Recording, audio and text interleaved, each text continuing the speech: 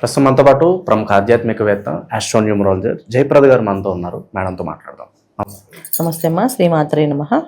2026లో మొదటి 6 నెలలు మనం పూర్తి చేసుకున్నాం. మరి సెకండ్ హాఫ్లో భాగంగా ఫస్ట్ జూలై నెల మరి ముందుగా మేషరాశి పరిస్థితి మేడం, ఏళ్ళనాటి శని తీవ్రత ఏ విధంగా ఉంటుందంటారు? వీళ్ళు ఎలాంటి జాగ్రత్తలు తీసుకోవాలి? మేషరాశి వాళ్ళకి ఈ మాసం కాస్త మంచి ఫలితాలే, మెరుగైన ఫలితాలే కనిపించవచ్చు. ఎందుకంటే ఈ సంవత్సరం ఏంటంటే అందరికంటే ఏంటంటే గురువు మారడం, అది చాలా గొప్ప విశేషం. ఆ గురువు మార్పు అనేది అన్ని రాశుల వాళ్ళకి అన్ని యోగాలని అందిస్తుంది.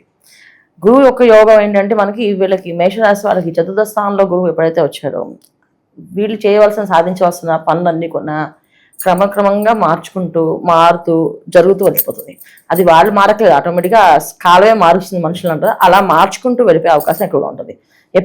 కుజుడు ఎప్పుడైతే ఇక్కడ మనకి వృషభ రాశిలో వచ్చాడో, ద్వితీయ స్థానంలోకి వచ్చాడో మేషరాశి వాళ్ళకి అధిపతి అయిన కుజుడు ద్వితీయంలో ఉన్నప్పుడు ఏమవుతుందంటే కాస్త మాట మీద పట్టు, కొంచెం మొండితనము, గట్టిగా చేయాలనే పట్టుదల, ఇవన్నీ కాస్త గట్టిగానే ఉంటాయి.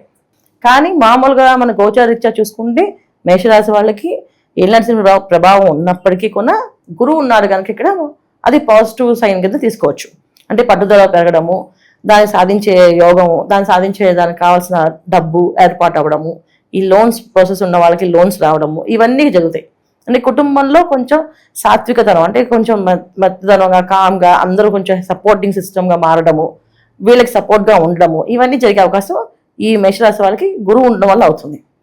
కుజుడు కొంచెం ద్వితీయ స్థానంలో ఉన్నప్పటికీ ఏంటంటే కొంచెం పట్టుదల ఎక్కువ పెరుగుతుంది. ఇంట్లో వాళ్ళకు కూడా సరే నువ్వు సాధించడానికి మేము సాయం చేస్తాం అని చెప్పి వీళ్ళు కూడా పట్టుదలగా అందరూ ఒక యూనిటీగా పనిచేసే అవకాశం మేషరాశి వాళ్ళకి, వ్యాపారస్తులకి బాగా ఉంది.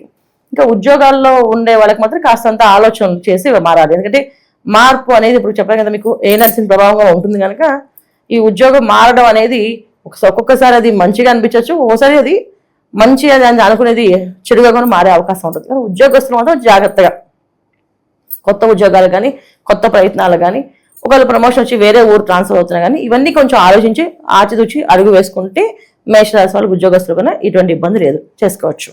విదేశాలకు ఎవరైతే వెళ్ళాలనుకుంటున్నారో వాళ్ళకి ఎలా ఉంటున్నారు? విదేశీ ప్రయాణం అనేది కొంచెం అందరికీ కాస్త ఇబ్బందికరమైన విషయమే ఇప్పుడు ఈ సంవత్సరం. అయితే ఏంటంటే ఈ సంవత్సరంలో మనకి అన్నిటికంటే మేషరాశి వాళ్ళు ముఖ్యంగా రాహు ఒక ప్రభావం ఉంది కనుక విదేశీ యోగాలు వచ్చినప్పటికీ కూడా అది కష్టంగానే మారుతుంది తప్ప అదృష్టంగా భావించద్దు.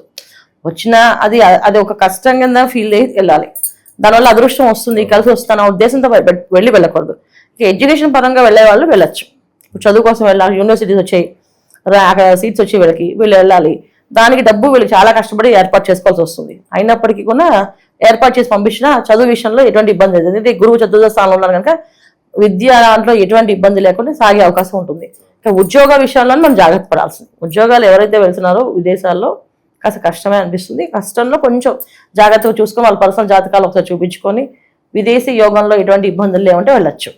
సో అంటే ముఖ్యంగా ఎవరికి బాగా ఈ పట్టుదల కనిపిస్తుంది అంటే విద్యార్థుల్లో మనం తీసుకోవచ్చు.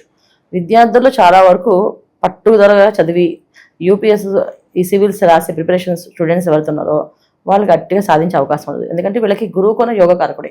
మేషరాశి వాళ్ళకి గురువు ఇచ్చే ఫలితాలు, కుజుడు ఇచ్చే ఫలితాలు. ఇక్కడ ఈ ఫలితాల వల్ల వీళ్ళకి అదృష్ట యోగాలు ఏంటంటే ఎగ్జామ్స్, ఒకవేళ సివిల్స్ ఎగ్జామ్స్ ఎవరికైనా అటెంప్ట్స్ ఉంటే దాంట్లో ఈసారి గట్టిగానే వీళ్ళు పాస్ అయ్యే అవకాశం ఉంటుంది, మంచి ర్యాంక్లో వచ్చే అవకాశం కూడా కనిపిస్తుంది. ఇంకా వ్యాపారస్తుల్లో తీసుకుంటే వ్యాపారంలో అభివృద్ధి అనేది కాస్త కనిపిస్తుంటుంది. ఏళ్ళనాటి శని ప్రభావం ఖచ్చితంగా ఉంటుంది. ఏళ్ళనాటి శని ప్రభావం ఎప్పుడు కూడా ఏంటంటే మన చేత ఏదో ఒక పని పాజిటివ్గా కనిపించేట్టు చేపించి దాన్ని నెగిటివ్గా మార్చేస్తుంది. అంటే స్టార్టింగ్ మనకి అది గొప్పగా బ్రహ్మాండంగా మనకి ఆలోచన వచ్చింది, మనమే ఇది చేయగలుగుతున్నాం, మనమే కనిపెడుతున్నాం అనే తత్వంలో తీసుకెళ్తుంది.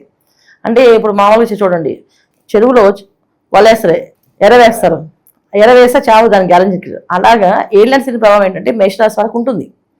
దీనికి వాళ్ళు ఖచ్చితంగా ఏంటంటే పర్సనల్ జాతకాలని చూపించుకోవాల్సింది. కొత్తగా వ్యాపారం మొదలు పెట్టాలనుకున్న వాళ్ళు, వ్యాపారం చేయాలనుకునే వాళ్ళు, వ్యాపారాన్ని మార్చుదాం అనుకున్న వాళ్ళు, అంటే వ్యాపారం ఎక్స్పెన్షన్ చేద్దాం అనుకున్న వాళ్ళు, వీళ్ళందరూ ఏంటంటే వాళ్ళ పర్సనల్ చార్ట్లో కూడా ఏముంది, లగ్నం ఏమిటి, ఆ లగ్నానికి భావాలు ఏమిటి, సో ఏళ్ళనాటి శని ప్రభావం అతని ఎంత ప్రభావం ఉంది అని చెక్ చేసుకొని మొదలు పెట్టాలి.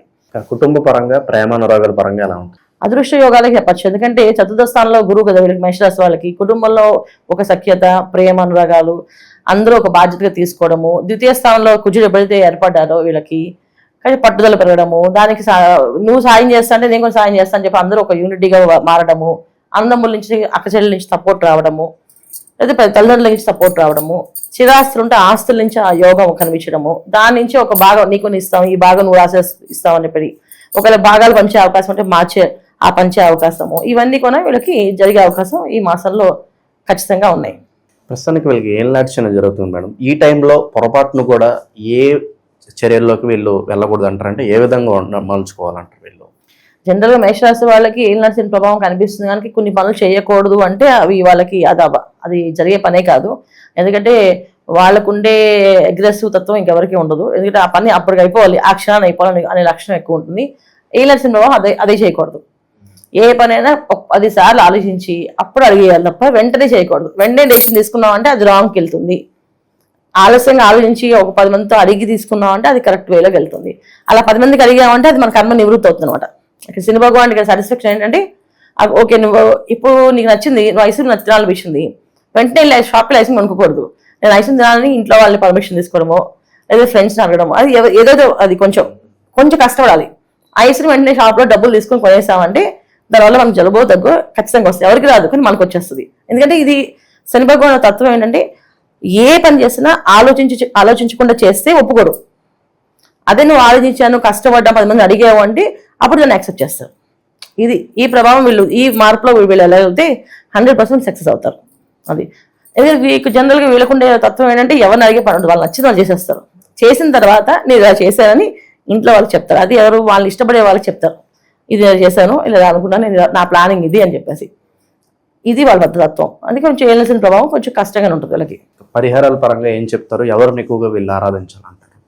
ఖచ్చితంగా ఆంజనేయ స్వామిని ఎక్కువ ఆరాధించాల్సిందే. ఎందుకంటే గురువు ఉన్నప్పటికీ గురువు సంబంధించిన మనకి దేవత కూడా ఆంజనేయ స్వామి కూడా మహాగురువు మనకైనా. ఆయన్ని ఆరాధించడం అంటే ప్రతినిత్యం హనుమాన్ చాలీసా చదవడం. ఆంజనేయ స్వామిని ఆరాధించడం వల్ల ఏంటంటే మేషరాశిలో ఉన్న వాళ్ళకి ప్రమోషన్స్కి ఏదైతే జాబ్స్కి ఏదైతే కొంచెం ప్రాబ్లం ఉందో దాని నుంచి బయటపడే అవకాశం ఉంటుంది. ఎందుకంటే మేషరాశిలో సూర్య భగవాన్ అనేది ఉచ్చ స్థితి. ఎందుకంటే మేషరాశిలో సూర్య భగవాన్ ఉన్నాడంటే వాళ్ళు government jobs confirm, government jobs వస్తాయి, మంచి పొజిషన్లో ఉంటారు, హైయర్ స్టడీస్కి వెళ్ళగలుగుతారు, ఇవన్నీ కలిసి వస్తాయి. అంటే వీళ్ళు ఎవరు ఆరాధించాలి? ఎక్కువ సూర్య భగవాన్ని ఆరాధించాలి. సూర్య భగవాన్ని ఆరాధించే అవకాశం, రెండోది ఏంటో ఆంజనేయ స్వామి ఆరాధించే అవకాశం. ఇద్దరిలో ఎవరిని ఆరాధించినా మనకి అంత ఫలితాలు కనిపిస్తాయి. అయితే ఏ నడిచిన ప్రభావం నడుస్తుంది కనుక ఆంజనేయ స్వామిని ఎక్కువ ఆరాధించాలి.